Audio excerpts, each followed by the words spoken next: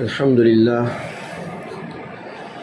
للہ وکفا وسلام علی عبادہ الذین اصطفى اما بعد فقال النبی صلی اللہ علیہ وسلم الطاعۃ حسبی او کما قال علیہ السلام اللہم صل علی سیدنا محمد وعلی آل سیدنا محمد وبارک وسلم۔ نبی اکرم صلی اللہ علیہ وسلم نے ارشاد فرمایا، حضرت علی المرتضیٰ رضی اللہ تعالی عنہ کی طرف سے پوچھے گئے سوال کے جواب میں ایک بات آپ نے یہ بھی ارشاد فرمائی کہ الطاعۃ حسبی، کہ اطاعت میری عزت ہے۔ اطاعت کہتے ہیں حکم ماننے کو، یعنی حکم ماننا، اسے کہتے ہیں اطاعت کرنا۔ لیکن حکم ماننا دو طرح کا ہوتا ہے۔ ایک تو حکم مانا جاتا ہے جب کوئی جبراً کسی سے منوا رہا ہو، یعنی زبردستی، دل نہیں ہوتا انسان کا بات ماننے کا، حکم ماننے کا دل نہیں کر رہا ہوتا، لیکن اس کی مجبوری ہوتی ہے، اس کو ماننا پڑتا ہے۔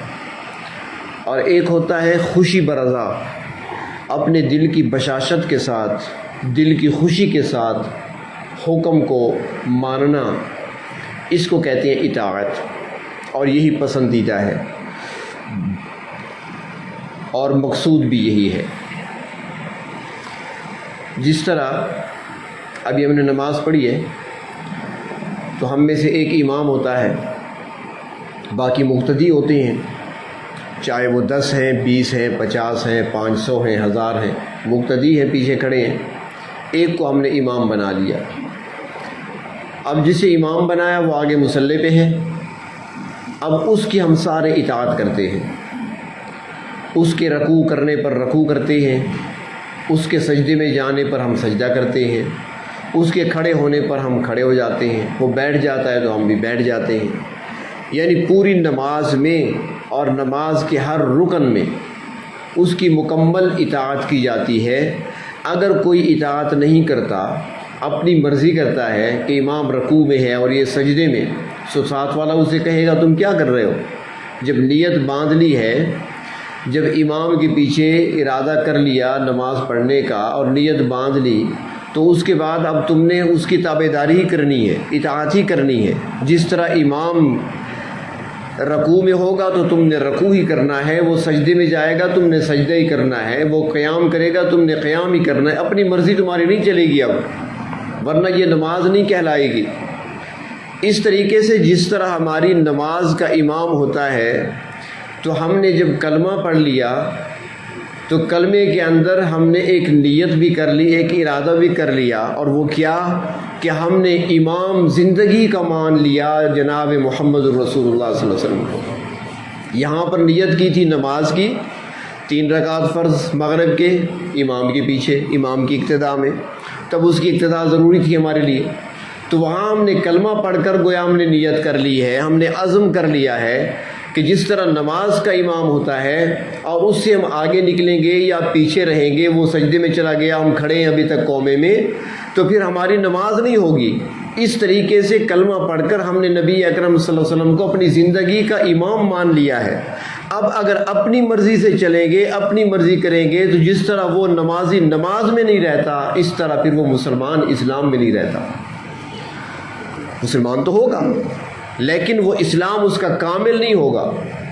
جس طرح قرآن حدیث مبارکہ میں مختلف مواقع پر مختلف اعمال کے بارے میں فرمایا گیا، لا یؤمن احدکم، محبت کے بارے میں فرمایا لا یؤمن احدکم حتی اکون احب الیہ من والد وولدہ والناس اجمعین۔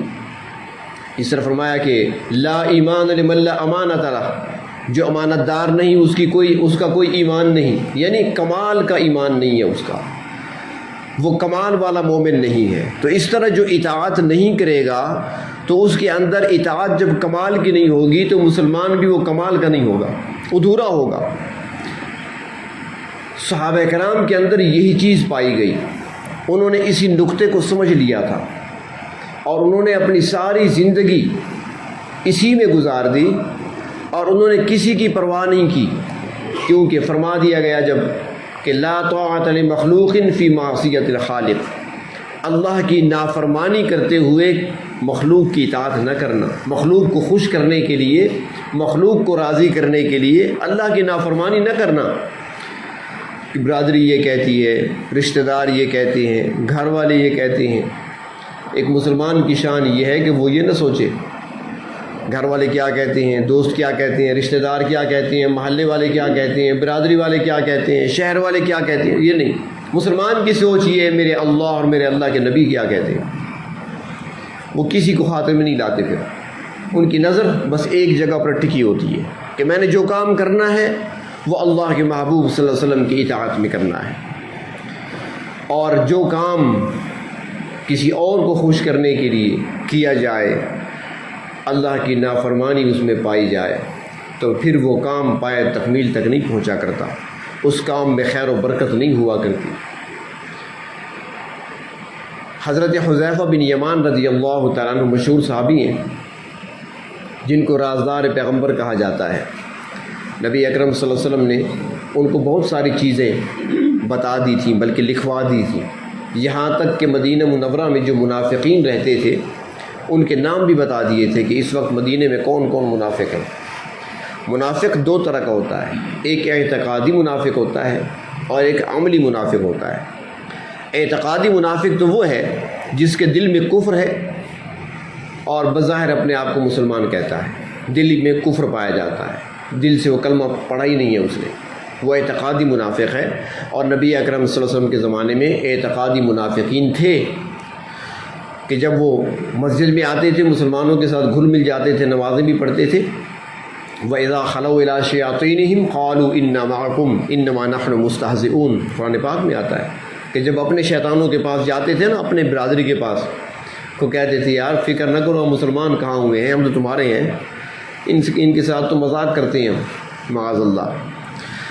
تو وہ منافقین اعتقادی تھے، لیکن اعتقادی منافق چونکہ تعلق ایمان کا دل کے ساتھ ہے، اب دل کا معاملہ کوئی نہیں جانتا کسی کے بارے میں، میرے دل میں کیا ہے، آپ کے دل میں کیا ہے، کوئی نہیں جانتا۔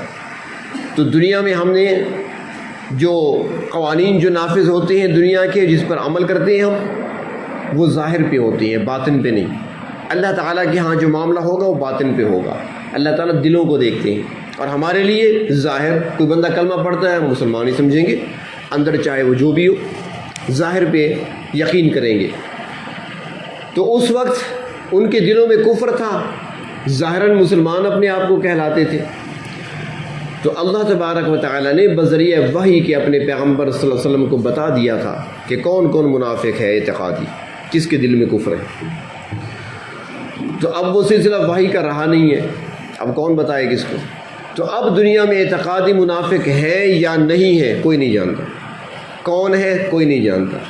ہاں جو عملی منافق ہے اس کی نشانیاں بتا دی گئی ہیں کہ جن کے اندر یہ برائیاں پائی جائیں، فرمایا کہ وہ منافق ہے، یا اس کے اندر منافقین کی علامتیں پائی جاتی ہیں، وہ عملی منافق ہے، اعتقادی منافق نہیں۔ جیسے حدیث شریف میں فرمایا گیا کہ جس کے اندر یہ 4 خصلتیں پائی جائیں، فرمایا کہ وہ خالص منافق ہے۔ اور وہ کیا؟ فرمایا جب بات کرے تو جھوٹ بولے، وعدہ کرے تو وعدہ خلافی کرے۔ یہ ساری چیزیں ہمارے اندر ہیں، اللہ تعالیٰ معاف فرمائے۔ ہمیں اپنی اصلاح کرنی چاہیے۔ نبی اکرم صلی اللہ علیہ وسلم کے اس فرمان کو دیکھ کر ہم کیا کرتے ہیں جی؟ کسی سے بات ہو رہی ہے فون پر، اسے کیا کہتے ہیں ہم؟ 2 منٹ میں ابھی بات کرتا ہوں آپ سے، گیا پھر۔ اب 2 منٹ بیچارہ بیٹھا رہے، 2 گھنٹے گزر گئے، 4 گھنٹے گزر، مجھے یاد نہیں رہا۔ جھوٹ نہیں تو کیا ہے؟ میں کسی طرف جا رہا ہوں، کوئی بھی بیٹا آپ کا جا رہا ہے، آپ پیچھے سے آواز دیتی ہیں کہاں جا رہے ہو؟ وہ کیا کہتا ہے؟ میں آ رہا ہوں۔ اب وہ آ رہا ہے یا جا رہا ہے؟ بھائی جب آ رہا تھا تو میں پوچھا کیوں؟ پوچھا تو اس لیے کہ تم جا رہے ہو، منہ اس طرف، رخ اس طرف، آپ کہیں کہاں جا رہے ہو؟ وہ کہتے ہیں میں آ رہا ہوں۔ اب بالکل وہ ہمارے سرائکی میں کہتے ہیں نا چٹا کوڑ، بالکل سامنے، رخ اس طرف ہے، جا اس طرف رہا ہے، کہتا ہے میں آ رہا ہوں۔ یہ جھوٹ ہے۔ کسی کہہ دیا میں ابھی آتا ہوں، نہیں آئے۔ اس طرح سارا دن ہمارا ہی چلتا ہے، اس میں ہم سارے شریک ہیں۔ ہم سارے اس میں شامل ہیں۔ اچھا، بعض ایسے بھی ہوتا ہے کہ کوئی بات سن لی، کسی کو مخلص دوست سمجھ کر اس کو بتا دی، اعتماد کرتے ہوئے کہ جو بات میں نے سنی ہے اس نے مجھ سے کہی ہے تو بات ٹھیک ہوگی، آگے بتا دی کہ ایسے ہو رہا ہے۔ اب وہ آپ کی بات پہ یقین کرے گا، آپ نے اس کی بات پہ یقین کر لیا تھا، اب بات غلط ثابت ہو گئی، وہ آپ کو جھوٹا سمجھے گا، میرا کیسا دوست ہے، جھوٹا دوست ہے، اور آپ بھی اپنے اندر سے سچے ہیں کہ آپ نے اپنی طرف سے تو نہیں کہا، آپ نے سن کر کہہ دیا تھا۔ تو اس میں بھی احتیاط کرنی چاہیے، ہم سارے اس میں بھی شامل ہیں، سنی سنائی بات آگے کر دیتی ہیں، ہمیں صبر کرنا چاہیے، جب تک حقیقت حال سامنے نہ آئے آگے بیان نہیں کرنی چاہیے۔ تو بہر طور ایک تو فرمایا سب سے پہلی چیز علامات جو بیان فرمائی منافقین کی، کہ جب بات کرے جھوٹ بولے، اور جب وعدہ کرے وعدہ خلافی کرے۔ ایسے ہوتا ہے نا جی، کہیں پہ آپ چلے گئے، آپ کا نہیں کہہ رہا، آپ اچھے لوگ ہیں، میں چلا گیا تو میں کیا کرتا ہوں، وہ کہتے ہیں چائے پی لو، نہیں یار چائے کا ٹائم نہیں میرے پاس، جلدی میں ہوں۔ اچھا وعدہ کرو، ادھار رہ گیا تو میں کیا کہتا ہوں، اگلی بار جب آؤں گا تو آپ کے پاس ضرور چائے پیوں گا، یہ وعدہ ہے۔ اس کے بعد کئی مرتبہ چکر لگتا ہے، پھر وعدہ یاد ہی نہیں آتا۔ تو وعدہ انسان کرے نہیں۔ یہ چھوٹی چھوٹی باتیں ہیں جو ہمارے روزمرہ میں آتی ہیں، اس میں بڑی احتیاط کی ضرورت ہے۔ تو فرمایا کہ منافقین کی علامات میں سے جب بات کرے جھوٹ بولے، وعدہ کرے وعدہ خلافی کرے، امانت رکھی جائے تو امانت میں خیانت کرے، اور چوتھا فرمایا کہ جب وہ لڑائی جھگڑے پہ آئے تو گالیاں دے۔ یہ چار علامتیں بیان فرمائیں۔ فرمایا کہ جس کے اندر چار پائی جاتی ہیں تو وہ سمجھ جائے کہ وہ پکا منافق ہے۔ اللہ تعالیٰ ہم سب کی حفاظت فرمائے، نفاق سے ہماری حفاظت فرمائے۔ تو حضرت حذیفہ بن یمان رضی اللہ تعالیٰ عنہ وہ صحابی رسول ہیں کہ جب نبی اکرم صلی اللہ علیہ وسلم نے ان کو اپنا رازدار بنایا، اور جب اللہ تبارک و تعالیٰ نے اپنے محبوب صلی اللہ علیہ وسلم کو نام منافقین کے بتا دیے تو آپ صلی اللہ علیہ وسلم نے وہ نام حضرت حذیفہ بن یمان کو بتا دیے تھے۔ صحابہ کرام کے دلوں میں کتنا خوف ہوتا تھا۔ وہ کہتے ہیں نا کہ ایمان جو ہے یہ امید اور خوف کے درمیان چلتا ہے، امید اور خوف دونوں چیزیں ہونی چاہیے، اللہ کا خوف بھی ہونا چاہیے۔ ہم کیا چیز ہیں، ہمارے پاس ہے کیا؟ وہ لوگ جن کی نیکیاں آسمان پر پھیلے ہوئے چمکتے ہوئے ستاروں سے بھی زیادہ، وہ بندہ جس کو اللہ کے نبی نے اللہ سے مانگا اور اللہ نے اپنے نبی کی مراد بنا کر اسے بھیجا، وہ بندہ جس کے بارے میں اللہ کے نبی نے فرمایا اگر میرے بعد کوئی نبی ہوتا تو یہ نبی ہوتے، وہ بندہ کہ جب زمین پر بول بیٹھ کر اللہ کے محبوب کو مشورہ دیتا ہے، رائے دیتا ہے، تو اللہ تعالیٰ اس کی رائے کو قرآن بنا کر نازل فرما دیتے ہیں، وہ بندہ جسے عمر فاروق کے نام سے دنیا جانتی ہے۔ خوف کتنا! حذیفہ بن یمان کے پاس آئے، آنکھوں میں آنسو آ گئے، حذیفہ یار سچ سچ بتاؤ، جو منافقین کے نام اللہ کے رسول نے آپ کو بتائے تھے کہیں میرا نام تو اس میں نہیں ہے؟ کتنا خوف تھا دلوں کے اندر، ایمان اتنا پختہ، پہاڑوں جیسا ایمان، اعمال ایسے جو گنتی اور شمار میں نہ آئے، لیکن خوف اتنا کہیں میرا نام تو نہیں منافقین میں۔ حالانکہ اللہ کے محبوب نے ممبر پر کھڑے ہو کر بشارتیں سنا دی، خوشخبریاں سنا دی تھی، ابو بکر فی الجنہ، عمر فی الجنہ، عثمان فی الجنہ، علی فی الجنہ، طلحہ فی الجنہ، نام لے لے کر یہ سارے جنتی ہیں۔ اور بدر میں جو شریک ہوئے، فاروق اعظم بدر میں بھی ہے۔ اللہ تعالیٰ نے فرما دیا کہ جو میرے محبوب کے ساتھ میدان بدر میں شامل تھے، اس کے بعد جو مرضی آئے کرتے رہے، مواخذہ نہیں ہوگا، پوچھا نہیں جائے گا۔ اس کے باوجود بھی خوف ہے دل کے اندر۔ تو وہ حذیفہ بن یمان رضی اللہ تعالیٰ عنہ ایک مرتبہ فارس تشریف لے گئے، ایران، تو وہاں پر ان کی سرکاری دعوت ہوئی بادشاہ کے دربار میں، بڑے بڑے وزراء بیٹھے ہیں۔ اب یہ بھی وفد ہے صحابہ کرام کا، یہ بھی بیٹھا ہے۔ اب اس دور کے وزراء ہیں، اس دور کی سپر پاور تھی ایرانی حکومت، فارس کی حکومت ایک نام تھا۔ دسترخوان پہ بیٹھی ہیں، کھانا کھا رہے ہیں، شاید کہ میز کرسی تھی، تو کھانا کھاتے ہوئے حضرت حذیفہ رضی اللہ تعالیٰ عنہ کے ہاتھ سے لقمہ گر گیا. جب لقمہ گرا انہوں نے فوراً اٹھایا، اسے جھاڑا، مٹی کو منہ میں ڈال دیا. ساتھ جو ساتھی بیٹھے تھے اس نے کہا یار خیال کرو، معززین بیٹھے ہیں سامنے، وہ کیا کہیں گے؟ ان کے ہاں تو یہ چیز معیوب سمجھی جاتی ہے، ہمارے ہاں تو کھاتے ہیں، یہاں معیوب ہے یہ بات، آپ کیا کرتے ہیں؟ عزت کا خیال رکھیں. حضرت حذیفہ نے تاریخی جملہ فرمایا مجھے کہتے ہو اترک سنت حبیبی لہؤلاء الحمقاء، کیا ان احمقوں کے لیے اپنے محبوب کی سنت کو چھوڑ دوں؟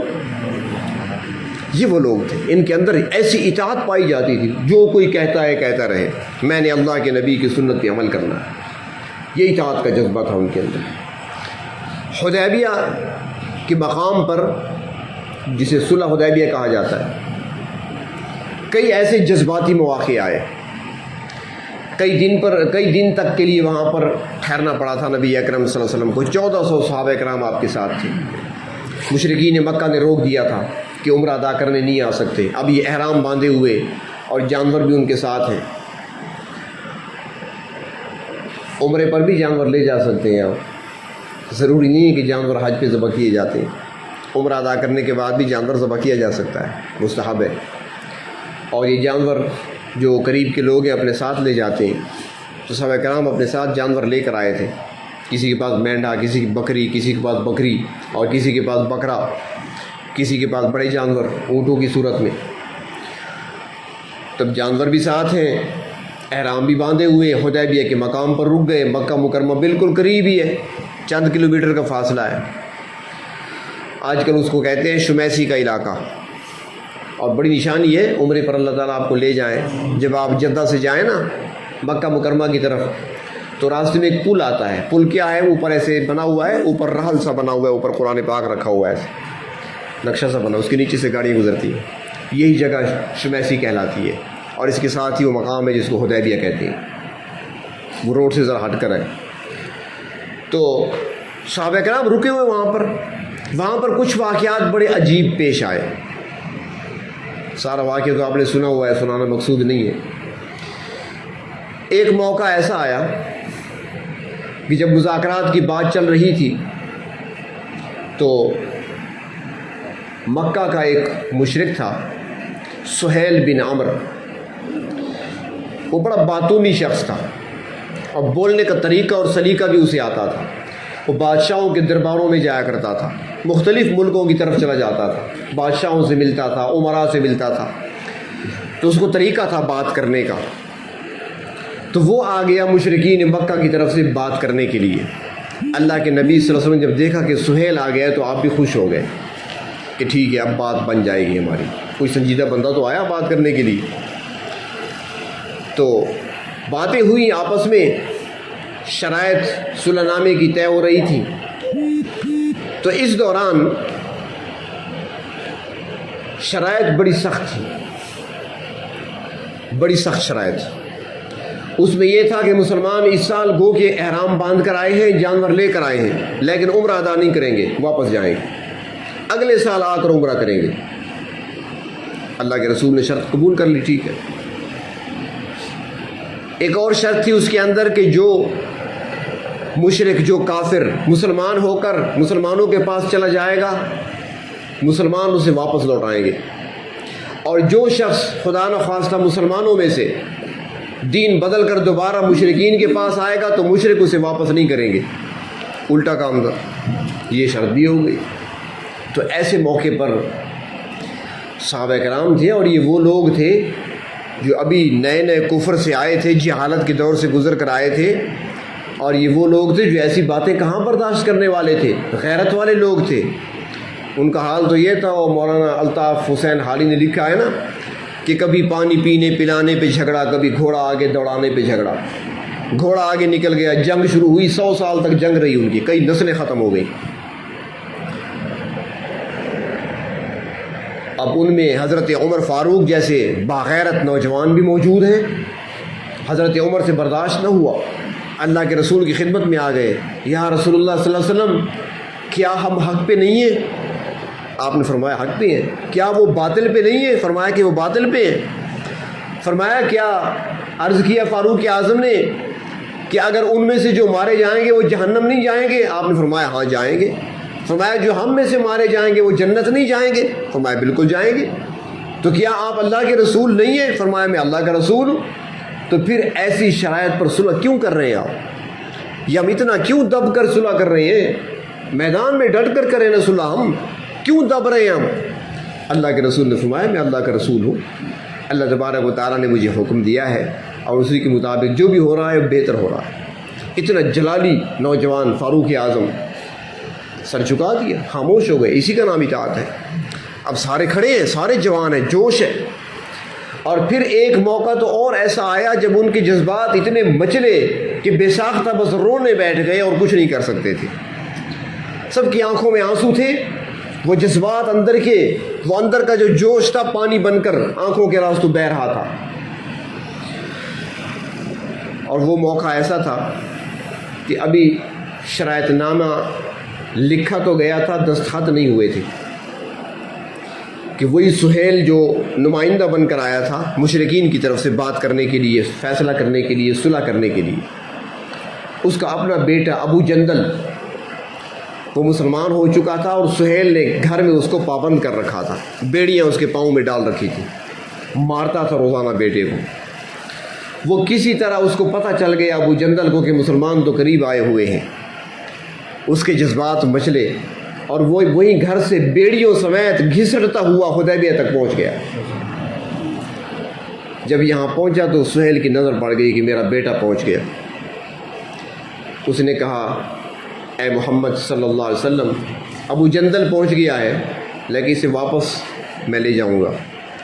آپ نے فرمایا بھی ابھی تو دستخط نہیں ہوئے، ابھی تو صلح نامے پر دستخط نہیں ہوئے، یہ ہمیں دے دو، ہمارا مسلمان ہے، کلمہ پڑھ چکا ہے، تم کیا کرو گے اسے سوائے مارنے پیٹنے کے، اور کیا کرو گے اسے؟ اس نے کہا جی بات یہ ہے کہ اگر آپ سچے ہیں تو پھر دستخط ضرور نہیں ہوئے لیکن ہماری بات طے تو ہو چکی ہے، شرائط طے ہو چکی ہیں اور اس لیے لکھی جا چکی ہیں. تو لہٰذا جب لکھی جا چکی ہیں، شرائط طے ہو چکی ہے، دونوں اس کو تسلیم کر چکے ہیں، تو اس کے مطابق آپ کو واپس کرنا ہوگا. اللہ کے رسول نے فرمایا کہ ٹھیک ہے لے جاؤ واپس.